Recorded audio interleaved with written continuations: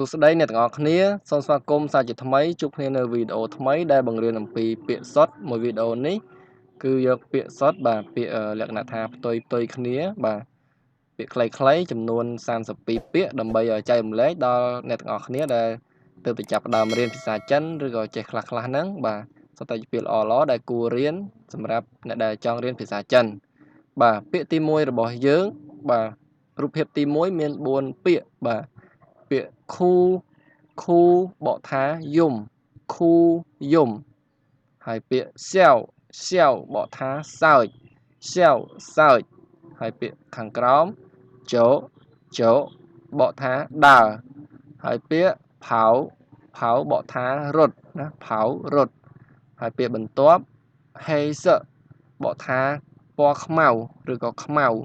ឬក៏យើងនិយាយតែហេមួយម៉ាត់ក៏បានដែរមិនបាច់ថាសក៏បានដែរគឺបកថាខ្មៅដូចគ្នាប៉ុន្តែយើងដាក់សគឺពាក្យពេញរបស់វាហើយពណ៌សបាយសពណ៌សពាក្យខាងក្រោមទួយបកថាត្រូវត្រូវនេះមានន័យថាយើងធ្វើអ្វីមួយត្រឹមត្រូវបាទគឺមានន័យថាត្រឹមត្រូវមិនមែនត្រូវរង្វាន់ត្រូវឆ្នោតទេពាក្យត្រូវរង្វាន់ត្រូវឆ្នោតគេនិយាយផ្សេងណាពាក្យត្រូវនេះគឺត្រឹមត្រូវក្នុងន័យថាត្រឹមត្រូវបាទហើយពាក្យផ្ទុយជាមួយរបស់ពាក្យត្រូវគឺពាក្យខុសពាក្យឆក់បាទឆក់គឺបកថាខុសពាក្យទាំងអស់នេះសុទ្ធតែជាពាក្យដែលគួរចេះបាទឆើងកងបកថាជោគជ័យបាទឆើងកងជោគជ័យហើយផ្ទុយនឹងពាក្យជោគជ័យគឺបរាជ័យស៊ឺប៉ៃបរាជ័យបាទហើយពាក្យខាងក្រោមពាក្យថាស៊ីអងបកថាសង្ឃឹមឬក៏ក្តីសង្ឃឹមស៊ីអងសង្ឃឹមឬក៏ក្តីសង្ឃឹមហើយផ្ទុយជាមួយនឹងពាក្យនេះគឺពាក្យថាអស់សង្ឃឹមគឺស៊ឺអងអស់សង្ឃឹមបាទពាក្យនេះវិញបាទពេញចិត្តម៉ានអ៊ីបកថាពេញចិត្តហើយពាក្យផ្ទុយបាទគឺស្អប់បាទបើយើងថាមិនពេញចិត្តយើងដាក់ពុម៉ានអ៊ីអញ្ចឹងមកណាបាទតែក្នុងរូបភាពនេះខ្ញុំដាក់ពាក្យស្អប់ឲ្យគឺថៅយាន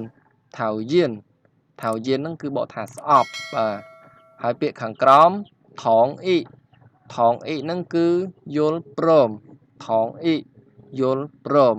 ហើយមិនយល់ព្រមគឺពុថងអ៊ីមិនយល់ព្រមយោសាវមានប្រសិទ្ធភាពបាទយោសាវមានប្រសិទ្ធភាពអ៊ូសា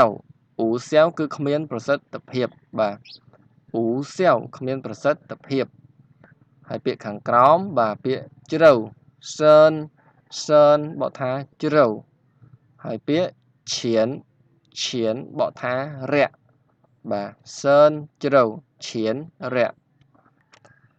ពាក្យសុវត្ថិភាពបាទអានឈឿនសុវត្ថិភាពពាក្យគ្រោះថ្នាក់អួយសៀនគ្រោះថ្នាក់បាទអួយសៀនគ្រោះថ្នាក់បាទពាក្យគ្រោះថ្នាក់នេះมันអាចប្រើទៅលើថាគ្រោះថ្នាក់ចរាចរណ៍គ្រោះថ្នាក់មុតឬក៏គ្រោះថ្នាក់ចូលម៉ាស៊ីនចូលអីនេះទេណាបាទគឺពាក្យនេះគឺសម្រាប់តែយើងថាកុំព្យូទ័រកន្លែងហ្នឹងគ្រោះថ្នាក់ណាស់បាទឬក៏ថាតំបន់នេះជាតំបន់គ្រោះថ្នាក់ណាគឺគេសំដៅទៅលើអញ្ចឹងបើយើងគ្រោះថ្នាក់ចរាចរណ៍គ្រោះថ្នាក់មុតកំបិតមុតដៃអីនេះគឺគេអាចនិយាយទម្រង់ផ្សេងទៀតណាបាទអញ្ចឹងអួយសៀននេះគឺបកថាគ្រោះថ្នាក់ទៅលើតំបន់គ្រោះថ្នាក់កន្លែងគ្រោះថ្នាក់អីអញ្ចឹងទៅ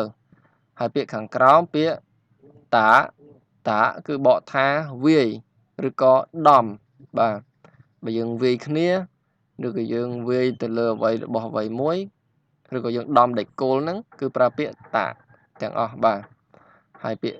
ដកបាទពាក្យមួយទៀតគឺដកដូចយើងដកដៃគោលគឺប៉ាបកថាដកណាដកប៉ាដកបាទឥឡូវយើងមើលពាក្យបន្ទាប់ជៀនកាត់បាទជៀនកាត់ដោយកន្ត្រៃហ្នឹងជេគឺតបាទតការតគ្នាហ្នឹងតដូចយើងយករបស់ឲ្យមួយយើងមកតភ្ជាប់បាទតភ្ជាប់ហ្នឹង ហើយពាក្យខាងក្រោមកើតបាទសើងកើតហើយពាក្យស្លាប់សើស្លាប់សើងកើតសើស្លាប់ពាក្យខឹងសើងឈីខឹងហើយពាក្យរីករាយកាវស៊ីងរីករាយសប្បាយរីករាយបាទពាក្យខាងក្រោមលៃបកថាហត់ហើយពាក្យស្រួលខ្លួនស៊ូហ្វូស្រួលខ្លួនបាទអញ្ចឹងពាក្យផ្ទុយទាំង32ពាក្យខ្ញុំបានអានបញ្យល់ដល់អ្នកទាំងអស់គ្នារួចរាល់ហើយដែរសង្ឃឹមថាអ្នកទាំងអស់គ្នានឹងស្ដាប់បានច្បាស់បាទហើយនឹងពេញចិត្តនៃការបង្រៀនរបស់ខ្ញុំបាទជួយ like ជួយ share វីដេអូរបស់ខ្ញុំឲ្យបានច្រើនផងបាទឥឡូវសូមបញ្ចប់វីដេអូត្រឹមនឹងចុះបាទសូមអរគុណសូមជម្រាបលា